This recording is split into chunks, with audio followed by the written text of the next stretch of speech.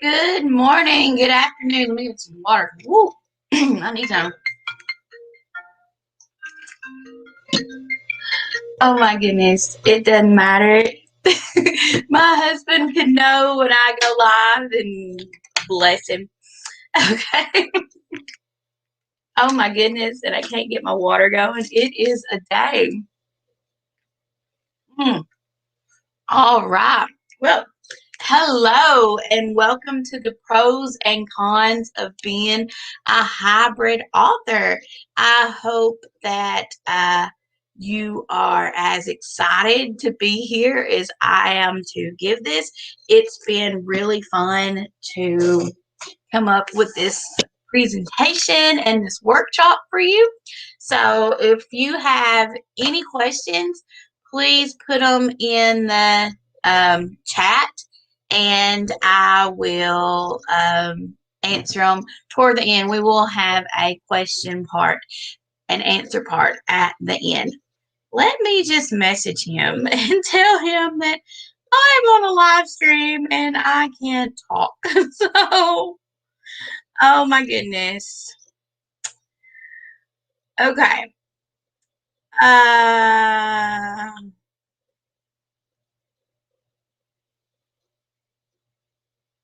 okay.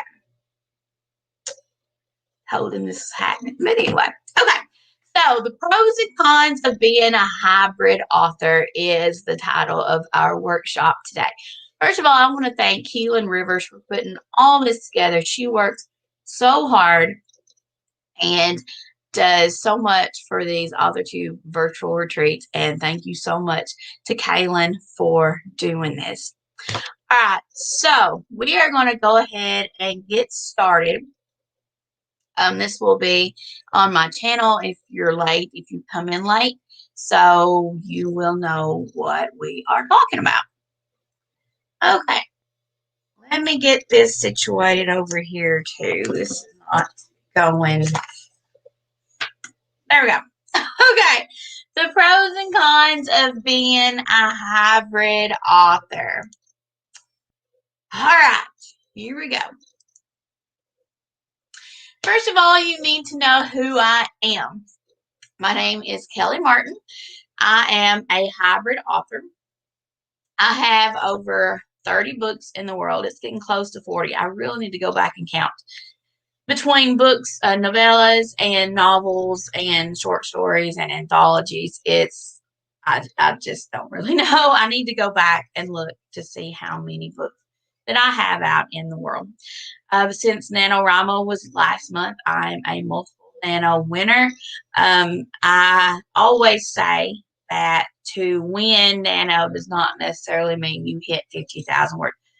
In this case, I have written 50,000 words in multiple nanos, but I think if you don't know what NaNoWriMo is, it's National Novel Writing Month. It's every November. And then Count Nano is in April and July. And the point of it is to write 50,000 words in 1 month, or in Count, you can make your own goals. I think you are a winner if you even attempt to do Nano, or if you write 1 word, because that's more words than you had before, or if you write every day, or if you get involved in the community or anything like that. So I have published with 3 different publishers, and I have 30 plus indie self-published books. I'm actually still publishing with publishers right now. I have a book coming out with a publisher in March. It's a middle grade horror book called Fake Nora, which I'm excited to have into the world. I love Fake Nora. I also have some indie books coming out next year too. So we're going to talk about the pros and cons of being a hybrid author, as opposed to just being a self-published author and just being a published author. Okay. Haley's here. Hello, Haley. It is very nice to see you. Okay, so what does hybrid mean? When I see the word hybrid, I think of Klaus. I'm sorry, it just happens. So all of these slides will have some pictures with them. I apologize for some of the pictures before we get into it. Okay, so what does hybrid mean? A hybrid author is an author who is both indie, self-published, and traditionally published. It could be somebody that has gone traditionally published for the first half of their career and then self-published the last half of their career. It can be somebody who did the opposite, indie first, traditionally second. It can be somebody that's like me that does back and forth. Sometimes I go through a publisher and sometimes I put out books by myself. So in our case, traditionally published means going through a publisher where you have to query, have an agent, and you don't pay the company. So things to consider before we get started. I don't want you to sit through this workshop and get really gung-ho about becoming a hybrid author or being a hybrid author. And then I get to the things to consider and you're like, why didn't you tell me this before? Because I can't be a hybrid author and I was excited about it and now I can't and you stink. So I wanted to give you the things to consider before we get started. Hello, Sherry. I'm very well. How are you? Okay, so things to consider before we get started, before you even need to decide if you want to be a hybrid author, if it's a career path that is feasible for you, if it's something you even want to consider. Okay, you need to think about the clauses with publishers, and we're going to talk about that a little bit later too. You need to consider agent considerations. You need to consider the time frame, which books, series. You need to think about your goals. What are your goals when it comes to your author journey, your author career, your money goals, your just your career goals overall. And you need to think about your money, both income and output. And I know it's very difficult sometimes when we think about being a writer to think about the business part of being a writer. Being a hybrid author is actually part of the business considerations that you need to put out about being a writer. It's a business decision on how you are putting your books out into the world.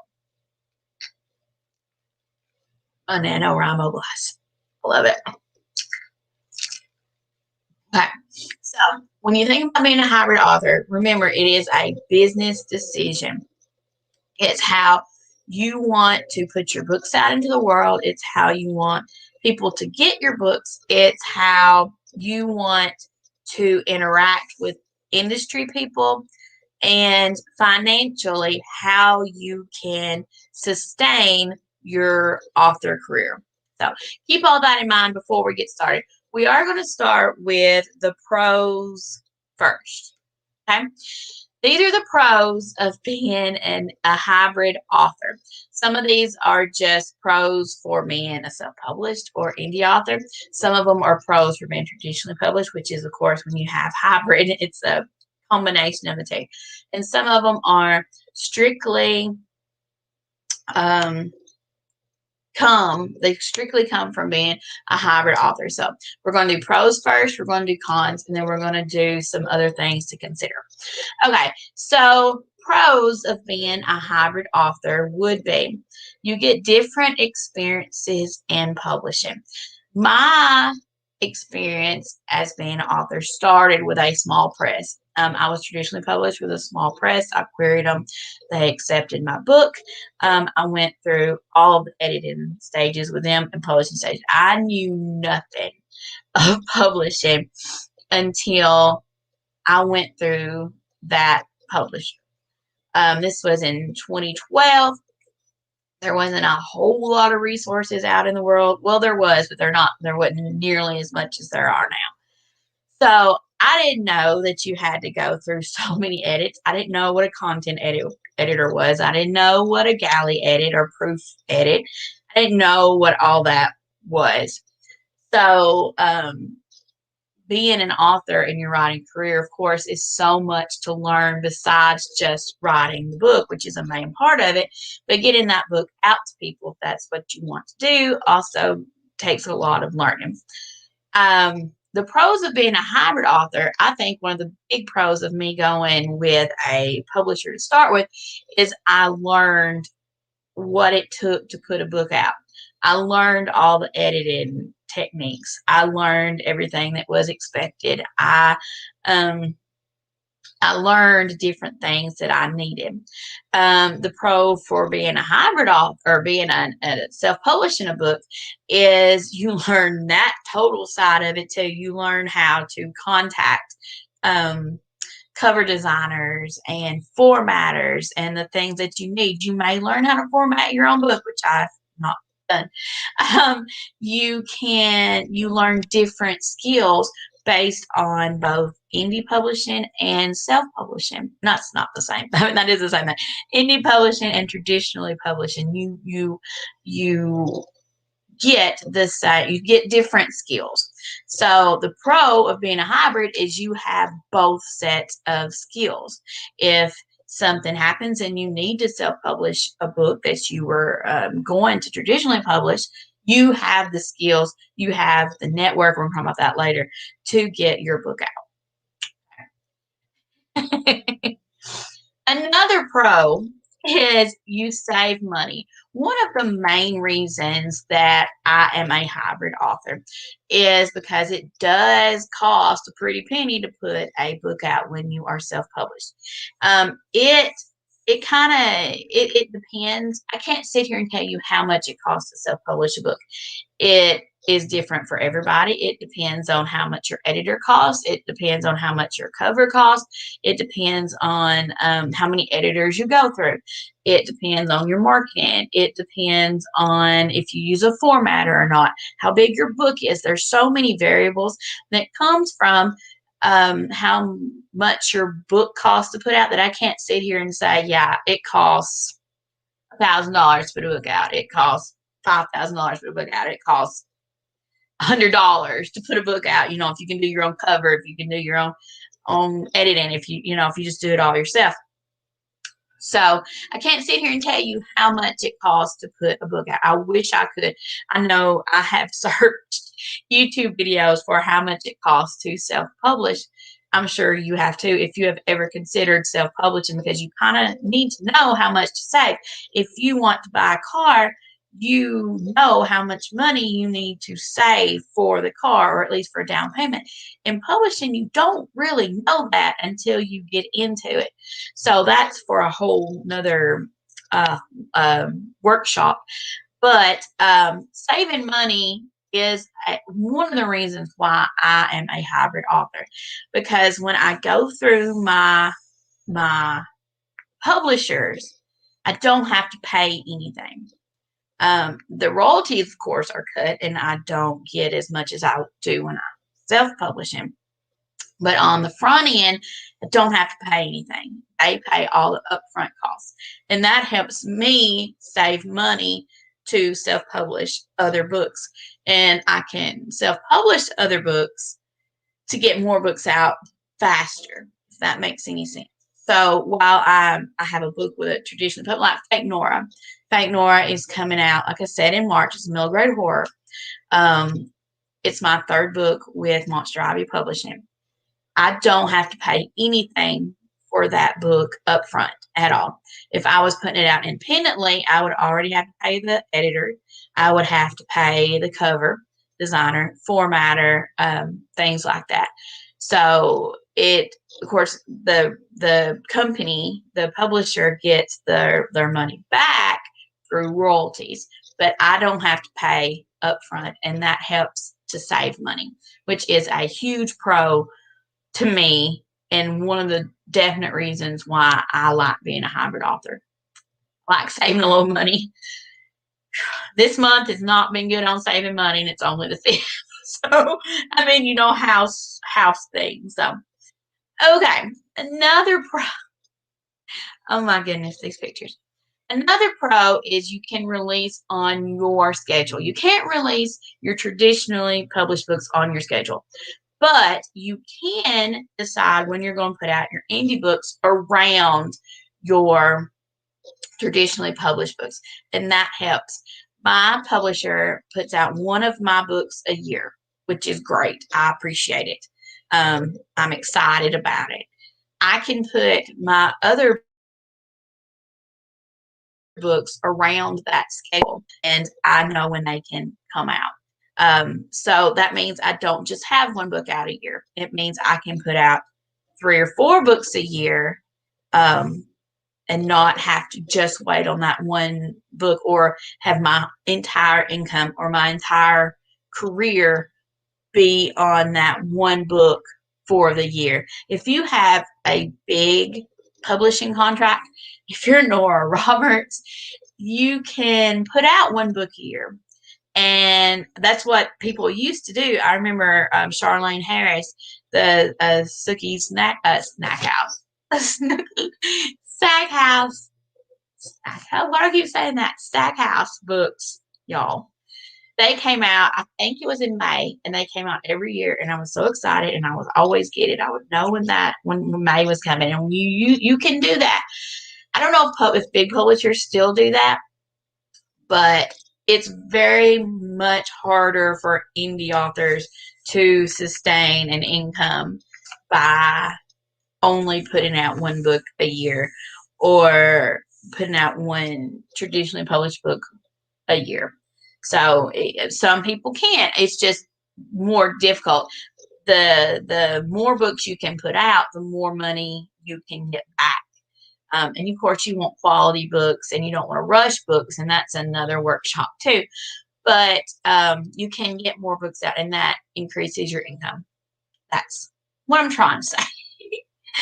Okay, another pro is you meet industry professionals. You get to meet people who, when I first started, when I had no idea anybody in the industry. I don't know anybody who's a writer. I didn't know people who were in writing. So if you are with a press, a small press, a publisher, you get to meet industry professionals. You get to meet people who know what they're doing and can kind of guide you and mentor you through what you need to do to publish a book.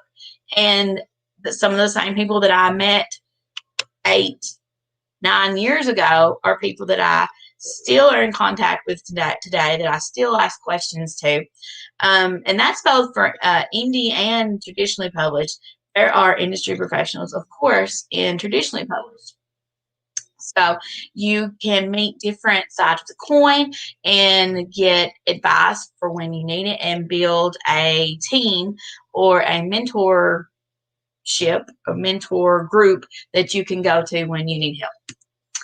Also, another pro of being an indie hybrid, traditionally published author is you can grow your audience. There's only so many people you can meet that you can get to as an indie author. It just is what it is. It's more of a, sometimes it's more of a slow build. Sometimes it's not. If you're with a certain publisher, that publisher, let's say that you write sweet romance and your publisher writes sweet romance. People who read that publisher's books read sweet romance. So that is already a built-in audience for your book. That publisher can be like, this book is coming out December 5th. And then all those people are already target audiences for your books. That is a huge pro of being a hybrid author. You can grow your audience in different ways. You can go with a self-publish, with a small press or a publisher that publishes your genre, and then you can get some of those readers to like your books too. And then if you put out a indie book, they might buy your indie book too. If it's a if you continue writing sweet romances, they might continue to pick that up too. That is a huge pro in growing your audience, is being a hybrid author. All right, do you have any idea what this pro is? It's flexibility. It is a bit, you can be very flexible when you are a hybrid author. You have flexibility in your scheduling. You have flexibility in your in how much you pay and when you publish. You have flexibility on your genre. You have just different, you have flexibility in how you market. You have flexibility in just different aspects of your writing career as a hybrid author. Of course, you're not really flexible in the traditional publisher's schedule, but you're flexible in, okay, let's take Fake Nora. I know exactly when Fake Nora is coming out. My flexibility comes from, okay, I know that date, so I can put out another book of an indie published book later, and I know when I can put that out, and I know when that will help Fake Nora. I can plan sales on other books that will hopefully get people, like I have a book called Trinity Row. It's a young adult horror. I can put a sale on one of my self-published books, and when I do that, I always see an uptick in my traditionally published book sales as well. So that's what adds to the flexibility. I can't put my traditionally published books on sale. That's up to the publisher. It has nothing to do with me. I can't do it. I can put my indie books on sale and help my sales or increase my sales for my traditionally published books. So it kind of works both ways, and that's what leads to the flexibility. Also, you get money from different sources. When I first got into the author career community, I heard that you need at least 7 streams of income to make, is it 7 streams of income to make a full-time income? Is that how it goes? I don't remember. Don't quote me on that. But I do know it's good to have different sources of income, and getting money from a traditionally published author or traditionally published publisher, from a traditional publisher, it helps. It's one stream of income. Getting income from your Amazon book sales as an independent published author is a different source of income. It helps put it all together. There you go. Okay, Sherlock is here to help us with another pro. You can control the sales and the prices. This is what I was talking about before on controlling when you have a sale on your indie books, and that can help sales, not sales like cutting price down. But let's say that I have Dark and Deadly Things, which is a young adult horror series. Let's say I have Dark and Deadly Things, and it's going to be free for 5 days, and I get a BookBub ad and all that. Then I usually always see an uptick in my traditionally published books when I do that too, which are not on sale. So I can control the price cut sales on my indie books, and that always leads to an increase in sales on my traditionally published books. So that's a big pro, because if you have traditionally published books, you don't control the price at all. But a way to help the sales of those books, people buying those books, is to put a sale on your indie books, and then that will increase sales overall. So there you go. Okay, we are to cons. Cons of being a hybrid author. Jenny and Nate are here. Can you guess? Can you guess? Okay, a con of being a hybrid author are your debut is gone in trade. If your first book that you put out is a self-published book, that's your debut. A lot of publishers make this big thing, whether it's appropriate or not, they make this big thing about somebody's debut novel. If you have self-published that book, you have lost the debut novel marketing tactic. So a publisher might not, I'm not saying they might not want to pick it up, but you do lose that when it comes to marketing, and it is a consideration in a traditional setting. Another con is a non-compete clause. Okay, this is something that we definitely need to talk about. It was one of those things that I talked about before when we talked about considerations. There are clauses in some traditional contracts that state that you cannot compete with a book that you are putting out with a publisher for so many months or a year. It depends on the contract. It depends on the clause. This is not an overarching thing. Some publishers don't have that. My publisher doesn't. Some bigger publishers do. They want your whole attention on their book to get, of course, their money that they put into it back. So just because you put a book, let's say you put a book out with a publisher and you put it out in December, and you decide you want to put an indie book out in February. You need to go back and double check through your contract to see if there's a non-compete clause. If there is, there's two things you can do. Well, three things. One is push your indie book release back.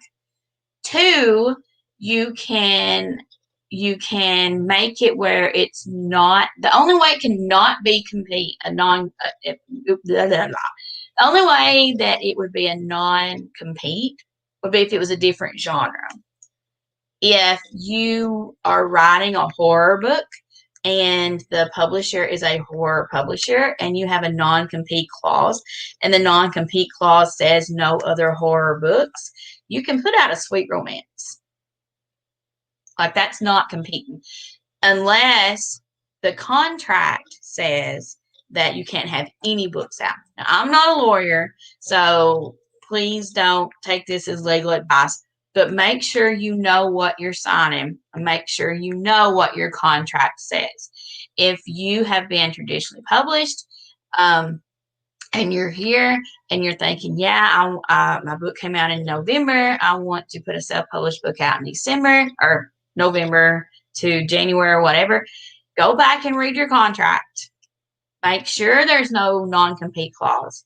And if there is, know exactly what it says, because you do not want to get in trouble for that. A publisher who you sign a contract and it says you can't have a book out for, like, if you're writing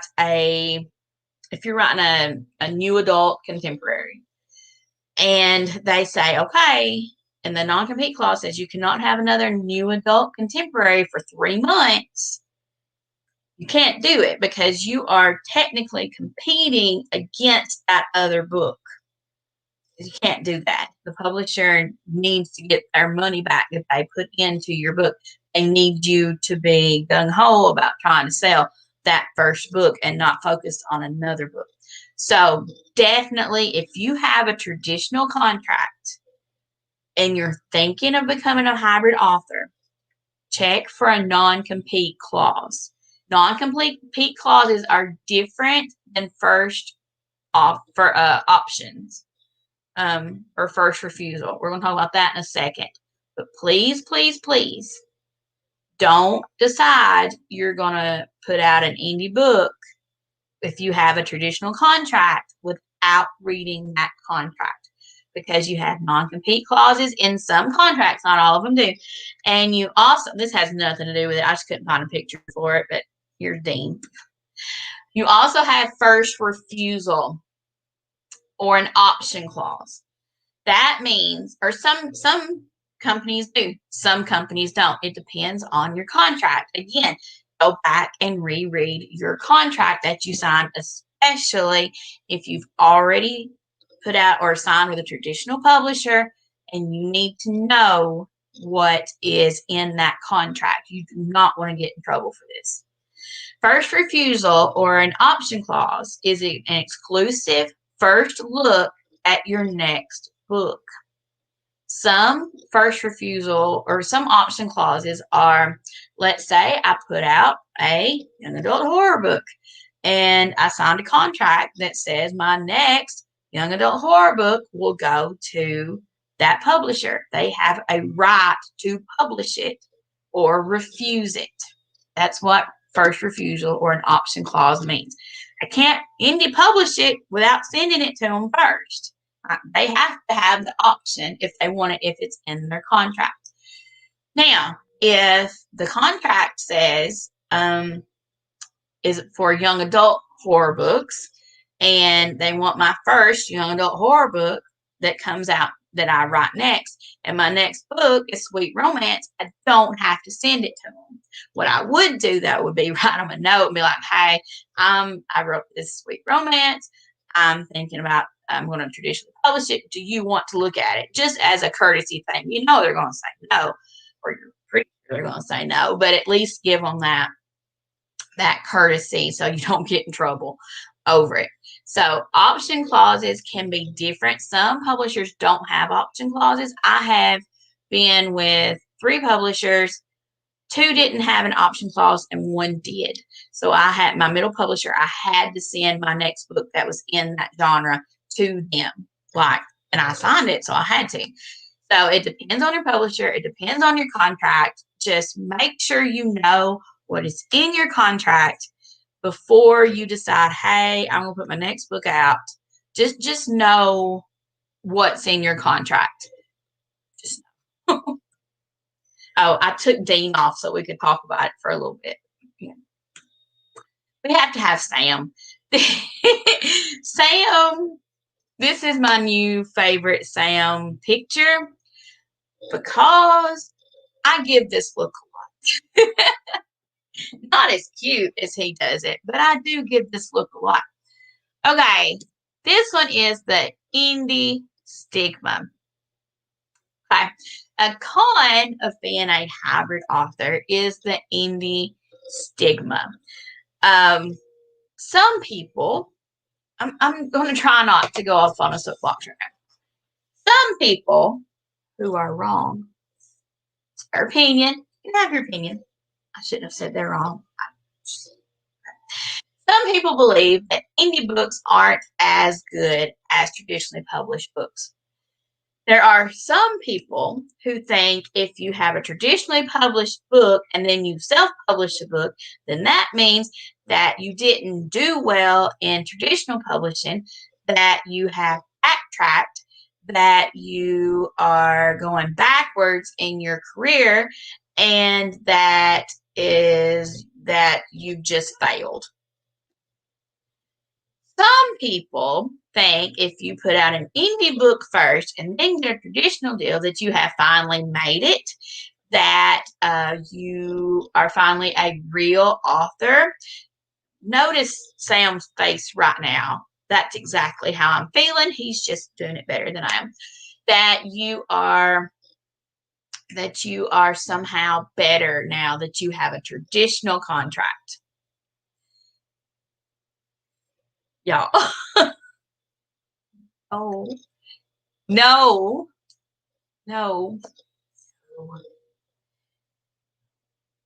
Indie does not make you worse. Traditional does not make you better.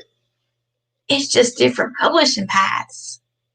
Books still get out. The same outcome happens. A book is in the world. It's just different publishing ways to get there. It's just 2 different branches to get to the same point, y'all. But a con I just want to tell you about is the indie stigma. The stigma that you might get from other people if you independently publish first. You may hear, oh, you wasn't good enough to get an agent, or oh, you self-published because you couldn't get an agent, or yeah, they couldn't get an agent or a publisher, so they self-published. Didn't matter how much work you did or how much money you put into it, some people will say that you may hear it. So getting you prepared for that. If you traditionally publish first, you will get all this praise rained down on you. And then if you decide you're going to be a hybrid author and then you self-publish next, then you get the whole, sorry for your luck, bucko. I need to quit. No, there is no right or wrong way to publish as long as you do what your contract says. If you've already signed with your publish, you don't mess that up. Y'all, I just want you to know that is a possible con. People you might know, people you don't even know. People will comment on Twitter. Just know it's out there. And know to not care about it because they're not paying your book to come out. They're not They're not getting your royalties. No matter what they say. But if you're an author, a lot of times people can tell you can have 100 good reviews and one bad review on your book, and that's the one that sticks with you. You can have 100 people excited that you are indie published, you get a book out, and that one person's like, haha, you're not good enough to get a traditional deal. You might not even try to get a traditional deal. Just know it's out there because it will eat at you, or it might eat at you, and I don't want it to eat at you. I say they're wrong, and that's all you need to know. Just know it's out there. The stigma is there. Sam's face goes with it. It's still there after all these years. And actually, sometimes there are stigmas for traditional publishing, especially if you go with a small press. Some people can be like, oh, I'm so sorry you couldn't make a big press. Or my favorite was a few years ago, a friend of mine, she said, when's your next book coming out? And I told her, and she was like, oh, that's so good. Maybe someday you'll be in a bookstore and you'll be a real author. I feel like Pinocchio. She didn't mean anything bad by it. I'm not bad-mouthing her at all. It's just the way she thought. And I was like, oh, Pinocchio, and my nose was going to grow. Someday I'll be a real author. Anyway, I'm going to get off the slide. I hope you've enjoyed Sam's look. Just know this could happen and ignore it if it does. This might be you all right now after my little tirade. Another con of being a hybrid author is an uncertain release schedule. I said a pro was a release schedule. A con is an uncertain release schedule. Okay. You can't control when a publisher puts your book out.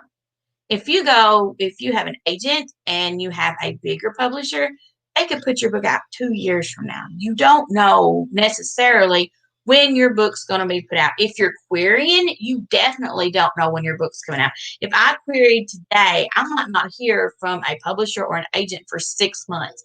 I don't know when that book's coming out. I can't plan a release.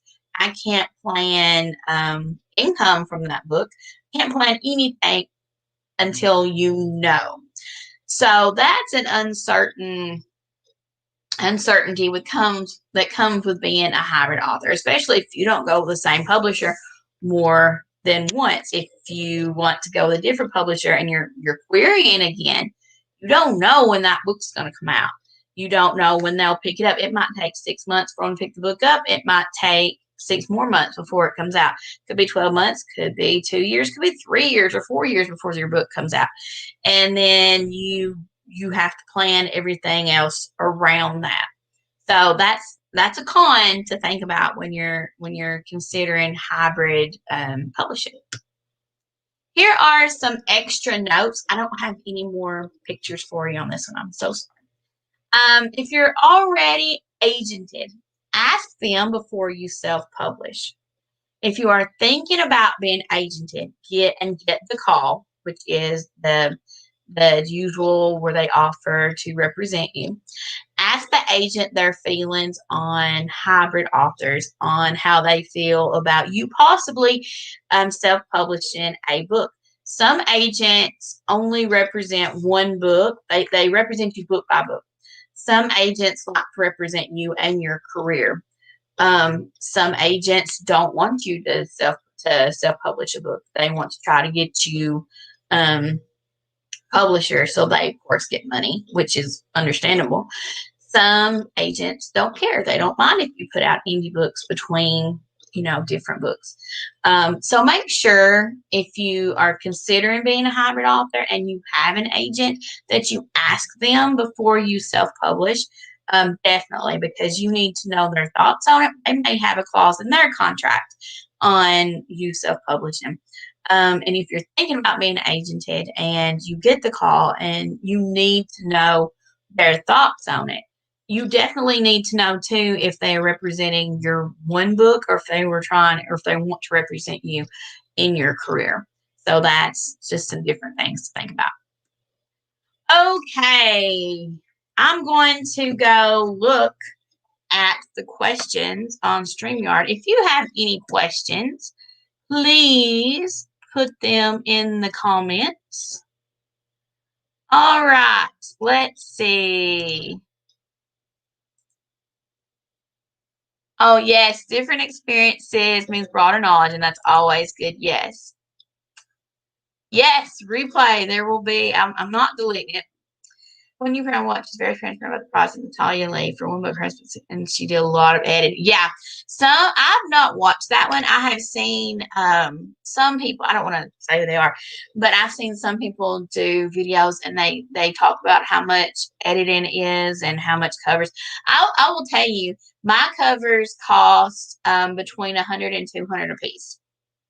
I have went with the same cover designer for years though, so and different covers, if you go with different designers, cost more.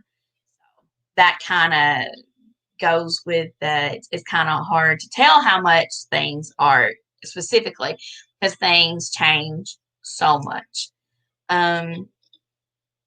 Yeah, if you do formatting yourself, it helps. For another book, she outsourced it and it came to $1,500. Yeah, she includes website proof copies and copyright. Yep, it can vary. It can be 600, it can be 1,500. That she might put out another book and it could be over 3,000. You don't really ever know. Yeah. Thank you. I will watch her. Oh, thank you. Thank you. Yeah, indie sales can boost trade book sales, because there's no way to put a sale on a traditional book.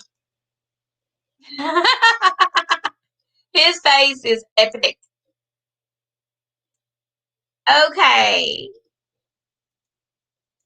Do you like being I do. I love being a hybrid author. I think it's one of the best decisions I ever made in publishing was to be a hybrid author. I love working with publishers. I think it's so much fun. I don't know if that sounds weird or not. I think it's fun to not have to make all the decisions all the time.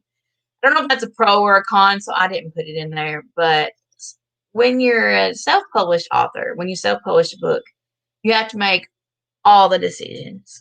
Everything comes down on you. You have to decide on the cover. You have to decide when it's coming out. You have to decide how you're going to market it. You have to decide. You have to meet with your editor to figure out a time when they can get to your edits, and then that can affect your release date and all this other stuff.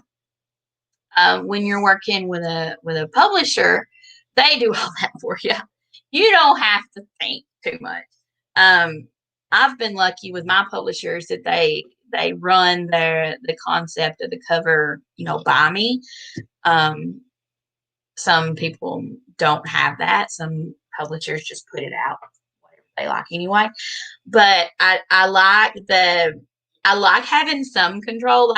That's one of the things I like about self-publishing is you do make all the decisions, but it is so super tiring, and sometimes I second guess myself a lot. So I really like that part about being a hybrid because I can relax a little bit when I have a traditional book out. I don't have to pay for anything. They make big decisions. I love when I get emails with cover art in it.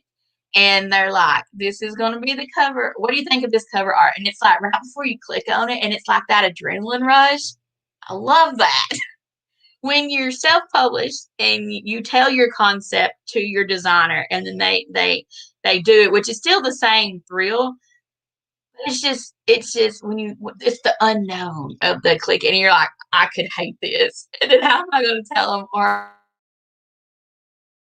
I could love it, and so it's a interesting process. But yeah, I love being both. I love being a hybrid author. I love it. Okay. Bringing up the issue of traditional publishing contracts or indie publishing is very interesting. I haven't seen that brought up yet. Oh, good.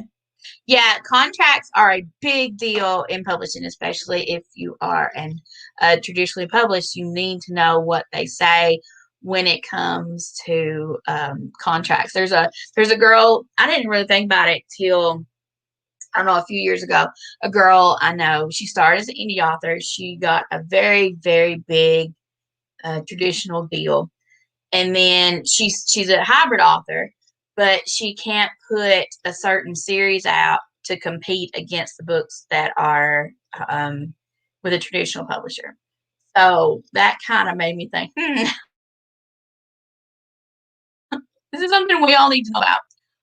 Sorry I had to jump out for a minute, so you may have already covered it, but would you recommend publishing indie or traditional first, or does it matter? That's a good question. I recommend going traditional first, only because that's what I did. I didn't even know you could be self-published. That says a lot. This was back in 2011, 2012. Somebody told me what traditional publish or indie publishing was in 2013. I put my first traditional or indie book out in 2013. Have loved it ever since. I personally liked how I went traditional and then indie, only because I didn't know anything about publishing at all. They didn't have as many Authortube videos. We didn't have these Authortube writer retreats. Nobody told me what to do. You know, I read some blogs, and I read, there was information, but I don't think, or I couldn't find as much as there are now. But so I learned how to publish a book by going through my traditional book contract, book experience, putting it out there. I learned about galley edits. I learned about cover design. I learned about how many editing passes you need. I learned the difference in a content, like the different kinds of editors. I had no idea. I learned book releases and marketing ideas, and it had a Facebook. The publisher had a Facebook group, and I learned different things from those people. And I met, honestly, everybody that I work with now, I met because of that first publisher. I got so many contacts from them, and so many working relationships, and who are now friends from that first publisher, that I don't know where I would be if I didn't use them. Like I wouldn't have known where to get a cover designer. I wouldn't have known how to do anything like that. Times are different now. You can find all that stuff online, but for me, I think that I think that was definitely something that helped me personally. All right, Priscilla. Hey, Priscilla. Do trade publishers put any stipulations on your marketing? Actually, they can. Okay, if I was to put out a indie book, let's say Dark and Deadly Things. When I put out Dark and Deadly Things, if I wanted to put the first chapter, 2 chapters, 3 chapters, 4 chapters, whatever, my newsletter for free, I could do that. Nobody's going to tell me no. If you want to do that with a traditional publisher, you need to either ask them or look in your contract to see how much of your book you can give away for free. Some people don't like you give anything for free. Some people don't mind if you give the first chapter or however much it would be free on Amazon. So you kind of need to know, or if they have a marketing person, ask them. If it's just the owner, ask them what they would like for you to do. Well, I was thinking that might be the only stipulation. One other thing might be if you wanted to make like merchandise with the book cover on it, you would probably need to ask the company, the publisher, because you don't own the rights to the cover. The publisher does. They paid for it. I could make merchandise with my Dark and Deadly Things or Between the Dream and the Dead or any of those. Heartless. I have had some for Heartless. I can make any kind of merchandise I want with that. Traditional, you can't, because especially if you use their cover, because they own it, unless it's in your contract or unless you get it written from them that you can. So that's the only difference I can really think of right offhand. I know some things are probably different in different scenarios, but those are the two big things I can think of right now. Hudson, I meant to get up early and watch your workshop, and I didn't get to. So I'm going to watch it later tonight too. So thank you for coming. I appreciate it. Haley said, I said this in Hudson Warms talk. I appreciate the Authortube community so given with advice. Right? Oh my gosh. There was not this way back then when I first started. I didn't know any of this. Anything I didn't know, I remember looking up how to query an agent. I remember looking up how to write a synopsis. I used to have, I've thrown it away now, but I used to have a binder on all the stuff that I printed off in early 2012 on how to write a query and how to write a synopsis and things like that, and everything was on website form, like blogs. And I didn't know, and I'm sure there was YouTube channels dedicated to it. I just didn't know it. I didn't know if there was any. Everything I had to find, I had to dig to find, myself. So I love Authortube. I love it so much. It's such a nice community, and it's so nice to get to, help people, because people helped me when I first started. I didn't know what I was doing. So people helped me. People definitely helped me indie publish. I remember my very first book that I put up, I had a friend. I had a friend of a friend who was #1 on New York Times bestseller list. And my friend, I was messaging my friend, and I was like, I don't know what I'm doing. I think I messed up, blah, blah. And she was like, hold on. So she got her friend who was #1 on New York Times bestseller list. She was a hybrid author too. She still is. And she helped me she walked me through how to upload a book on KDP. And I'll never forget that. And it was so nice of her to take the time to help little old me upload a book that I didn't know what I was doing. And it was so nice. And I met my friend through my very first publisher. So I wouldn't have known her if I hadn't have done that. And then it was like, what is the butterfly effect? The butterfly's wings flapped over at my first traditional publisher. And then I met my very good friend. And then who taught me about self-publishing actually. And then her friend helped me put my first book up. So it's a whirlwind, and I really do appreciate BookTube, and I appreciate all you for being here and listening. And I hope you learned something. Have y'all ever thought about being hybrid authors? Are you wanting to be a hybrid author? Are you a hybrid author? Or do you have any more questions? Before we get into any of that, you can find me at kellymartinbooks.com. All of my books are there. Everything's there. I need to update it. The books are updated, but I kind of need to update a little bit more. Please subscribe to the channel.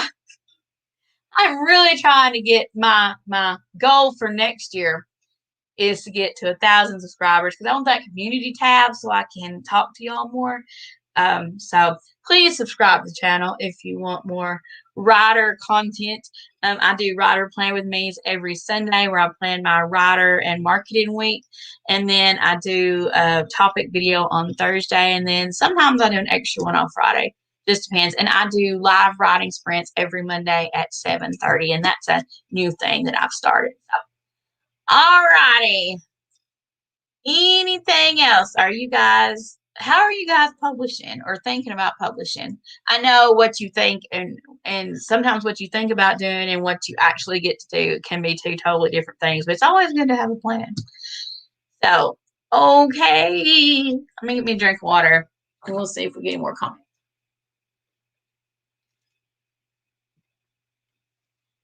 And some cold water. Oh, if you check out the description, I put all the details about the Authortube Virtual Retreat. These are so much fun. Keylin, thank you so much for doing them. They are wonderful. They're so much fun to put together.